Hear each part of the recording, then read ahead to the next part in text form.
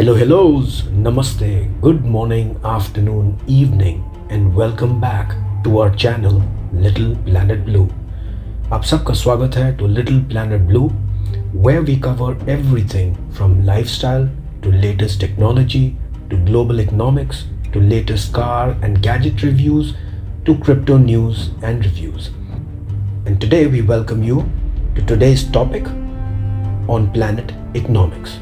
This video is the first video in a series of videos that we will release over the course of the next couple of weeks, because the topic that we are going to be covering is going to affect each and every one of us across the globe in terms of our lives, jobs, how we do businesses, and more. So let's start. You might have heard the phrase, the United States sneezes and the whole world catches a cold. Well, that proverbial cold might just be coming to an end. You see, we are living in very interesting yet very scary times, because not only have we all witnessed one Black Swan event, namely COVID-19 pandemic, most of us might not even realize that we are currently witnessing another Black Swan event unravel, with one of the biggest power shifts taking place in terms of economics and military might. And that might eventually evolve into a global conflict, aka a possible global war. And we are not at all joking when we say this. And while we certainly hope that this would not be the case, the other side of the coin is that we might as well be in this global conflict currently as we speak. And we promise to help you understand this over the course of this video. Okay, so what is this global conflict and which are the two opposing factions, you would ask? On the one side is the US-led Western Alliance, and on the other side are the BRICS nations, and backed by a sizable number of countries wanting to join this new BRICS alliance. Now, the next plausible question would be, what does the BRICS alliance mean? So we'll do a deep dive into that a little later in this video. For now, just understand that the BRICS nations are a club of nations which is growing at a steadfast and quick pace. And this alliance is being led by Brazil, Russia, India, China, and South Africa. Hence the acronym BRICS, BRICS. Coming back to the global shift in military and economic power aspects, on the outset, let us make it clear that the BRICS does not have any military alliance. Well, not so far at least. And so this alliance is a mutual economic alliance only. So now you would further want to reason why these BRICS nations are standing up to the US-Western alliance. While the answer to this is multifold and super complex, however, we promise to help you understand this in an easy and interesting manner. And the first step towards understanding this is the famous phrase, he who has the money controls the power. And so the US undoubtedly has been controlling the world over the past century. However, of late, the world has been witnessing a steady decline in its stance, both militarily and economically speaking. So let's start with the military stance first. This was very much evidenced with the bungled US military exit from Afghanistan, and which really made the whole world sit up and take notice on both aspects of A, the unorganized and hurried retreat of the US from Afghanistan, and this aspect led to a lot of speculation as the US left behind a host of sophisticated weaponry in the hands of the Taliban, putting all nations that are not in good terms with the Taliban at grave risk. B, the second aspect being the alienation of its allies, and one of its biggest and most important ally named Saudi Arabia, which the US had promised to safeguard from threats. This safeguard was in return to signing the famous oil deal with Saudi Arabia in the early 1970s, where both the parties agreed that US dollars would be used exclusively for any and every oil deal being made across the globe, giving birth to the petrodollar. And because the US had gone off the gold standards in the early 1970s, so in a manner of speaking, oil had been substituted for gold overnight. Oil that the US now controlled thanks to this deal via the petrodollars. I digress. Anyway, coming back to the topic of alienation by the US, the repercussions of this alienation is a steady decline in the US-Saudi Arabia relations, where Saudi Arabia disregarded US's request to increase oil production and export more oil to the US and Western alliance post the Ukraine-Russia war. Additionally, steady US economic decline has been witnessed by the world for over almost a decade now. However, this was glaringly heightened when the US Federal Reserve, which is the US central bank, started printing unwarranted amounts of US dollars in the pandemic era. And as a result, bringing down the US dollar valuation significantly and putting a lot of financial pressure on the US financial system, eventually leading to super high inflation that we are now seeing and the likes of which the US has not witnessed over the past couple of decades. Now, to counter inflation over the past year, the US Federal Reserve significantly started raising interest rates to bring the inflation under control, which subsequently has been showing its effects on economies around the globe thanks to the US dollar being the reserve currency of the globe. Okay, we promised to help you understand the effects of the economic pressures as has been felt around the world in our upcoming video, as this economic downturn will have a deep and profound effect on each and every one of us, affecting our day-to-day life and livelihoods. So for now, let us refocus on BRICS and the current changing world order. It's worth mentioning that apart from the original founding BRICS members, 30 other countries across the globe are wanting to join the BRICS alliance, with the likes of Mexico, Argentina, United Arab Emirates, Turkey, Venezuela, etc.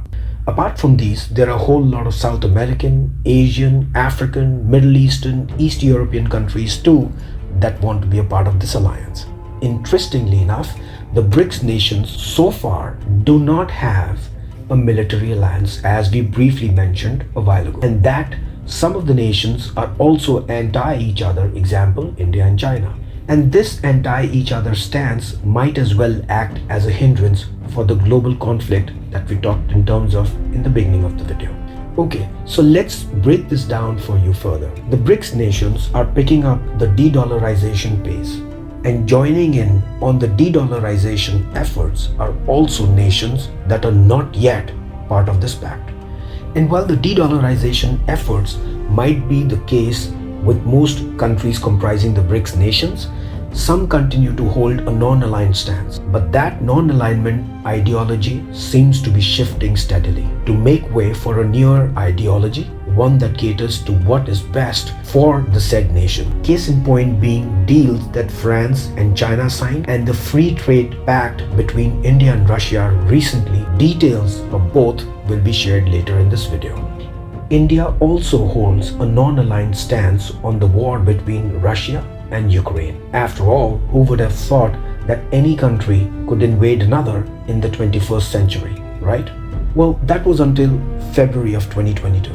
For now, we can only hope that better sense prevails, that the leaders that we elect make correct and sensible decisions to opt out of a global conflict. Okay, coming back to the topic of the global reserve currency, so far, it is only China that is actively pitching its yuan to get that status. Although this is still in the works, as not all nations would want to deal in the Chinese yuan. After all, this situation will very much be like the classic saying, from the frying pan into the fire. Anyhow, so before we go any further, as we promised earlier, let us help you understand about BRICS a little more in detail and why these nations are increasingly worrying the US-led Western alliance.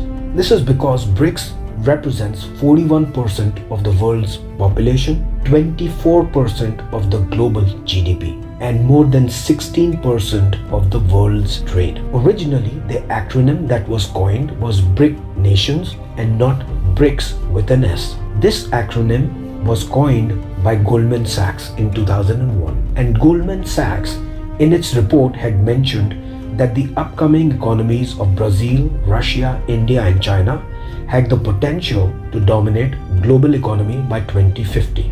As these economies have been the fastest growing economies in the world. Later, in 2009, South Africa was also added to the group, and together they were renamed to the now BRICS alliance that we speak of. The BRICS alliance, as touched upon earlier, is based on mutual benefits and trade partnerships. This is also a strong attempt by these nations and others who are wanting to join the alliance to, quote, stand up to the Western, well, primarily US hegemony. Although we do not completely ascribe to the hegemony ideology, simply because any nation who has an economic monopoly would like to extend its sphere of influence.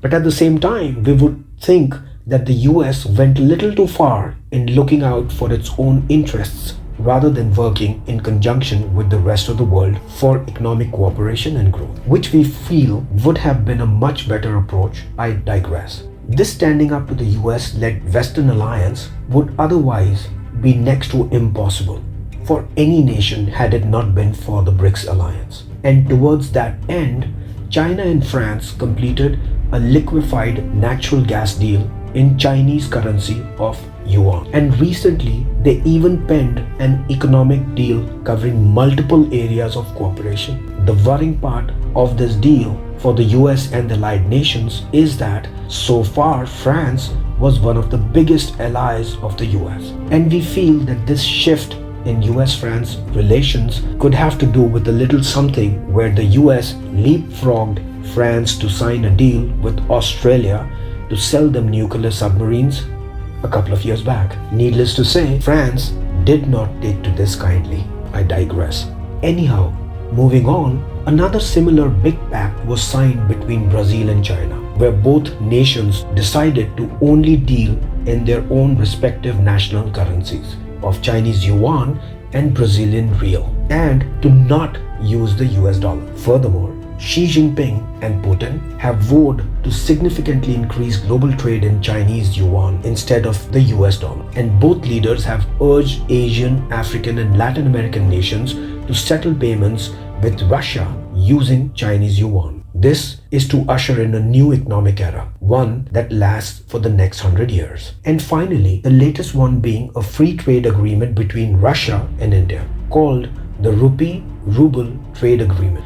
This trade agreement calls for settlements of payments in their national currencies respectively. As per this deal, India pays for Russian goods in rupees and Russia earns the payments in rubles using special Vostro accounts. Now, you would ask, why all this de-dollarization is taking place? Well, this is primarily because the US is seen as trying to weaponize US dollars over the decades, using tools like sanctions, diplomatic pressure, economic and military alienation, etc. And while de-dollarization has been in the works for some time in the background, it picked up pace ever since Russia invaded Ukraine, following which the US banned Russia from its SWIFT routing system and putting significant sanctions against Russia. And proverbially speaking, this was the straw that broke the camel's back, as the whole world looked up and took notice. For those of us who do not understand what is the SWIFT routing system, in a nutshell, think of this as the only international highway currently that moves money across different nations of the world, and one which the US single-handedly controls. And as touched upon earlier, with the US Federal Reserve printing unwarranted amounts of US dollars over the past few years, the world's reserve currency is in jeopardy, because of which it has steadily been losing its valuation. And as a result of the indiscriminate dollar printing, a lot of these BRICS nations, Middle Eastern nations, East European nations, Latin American nations, and also Canada have been buying gold over the past couple of years.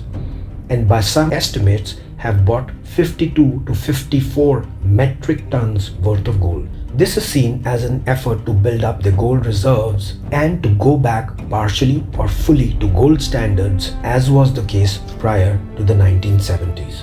So this steady loss in valuation, coupled with the US dollar weaponization, which is cutting off access to their SWIFT routing systems, is leading to a lot of nations wanting to join the BRICS alliance. And of all the countries wanting to join the alliance, one country that stands out is Mexico, as this could have serious consequences for North America's, because US, Canada and Mexico enjoy a free trade deal, one that could come under duress thanks to Mexico's efforts to join BRICS.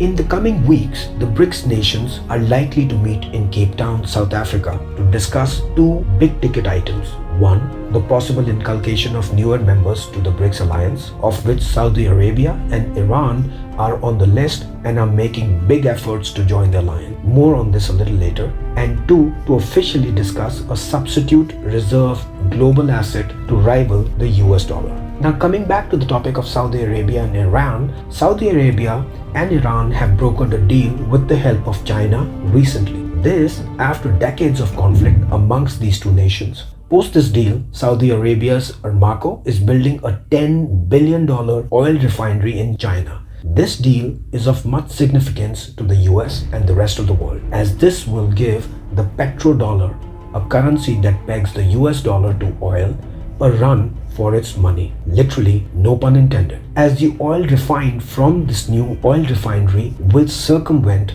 the US petrodollars completely and instead deal in Chinese yuan. Okay, so what does the oil peg to the US dollars mean? As explained earlier in this video, to help you understand, this pegging came into existence when in the early 1970s the US signed an agreement with Saudi Arabia that all global oil trading will only be done using US dollars and for a set standard amount, giving rise to the petrodollar. This was done because the US had removed the gold backing and oil as such had substituted gold in the petrodollar. Coming back to this current time, the timing of the setting up of this new oil refinery in China couldn't have been more detrimental for the US, with its dollar facing a financial crisis both externally, as has been explained over the course of this video, and now internally as well, because currently the US's banking sector is in a state of turmoil, with some of the biggest banks in the United States failing, namely SVB, Silicon Valley Bank, Silvergate Bank, Signature Bank, and now most recently FRB, First Reserve Bank. And while on the face of it, it seems as if this could be due to multiple reasons, some of which being quoted as wrong investments and business decisions by these banks. However, that we feel is just an eyewash. The bigger picture might be a little bit different. This topic of banks would take center stage in our upcoming video. For now, if you feel you are one of those folks that thinks that the failing of these banks and other global banks will not affect you, we sincerely will urge you to see the detailed video that we will be doing on how this banking collapse and the subsequent economic recession will affect the whole world later in the series. Because friends, this coming collapse will affect everyone on this globe like no other time in the history of the world. Also, if this video is adding some value in helping you prepare for the coming change in the world order, we request you to please like, comment, share, subscribe, and hit the notification bell, as this helps us grow and make more content.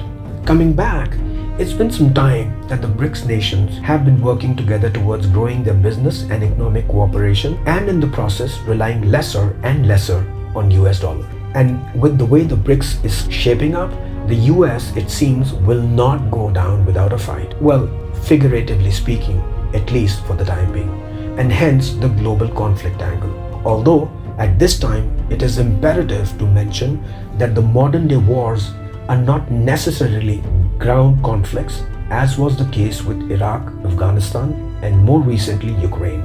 These can be in the form of severe sanctions, military, economic and diplomatic alienation, supply chain disruptions, etc. Now, you might say that these sanctions have been playing out for a couple of decades. So how is this going to be any different? Well, that is because this time it's about to change the world order. Finally, as a countermeasure to BRICS and the de-dollarization efforts, the US government, using its Federal Reserve, the US Central Bank, has been raising interest rates for the better part of the year. And while from the outside it might seem that they are doing this to ease inflation within the US, this might in fact be a dual or triple-pronged effort.